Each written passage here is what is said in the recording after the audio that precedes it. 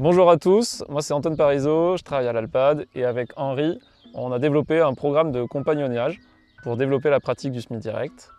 Ça consiste à créer des binômes entre un agriculteur expert et un agriculteur plutôt novice dans la pratique du SMI direct. Et aujourd'hui on est sur une parcelle qui a été semée en direct dans le cadre de ce programme. On vous fait un nouveau format vidéo pour vous expliquer les raisons qui ont conduit à abandonner le SMI direct sur certaines des parcelles qu'on avait prévues dans le dispositif compagnonnage.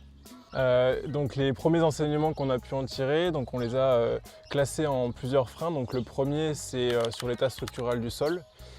Donc le semi-direct ne fait pas de miracle dessus. Il faut qu'il y ait un bon état structurel pour que les racines puissent se développer convenablement.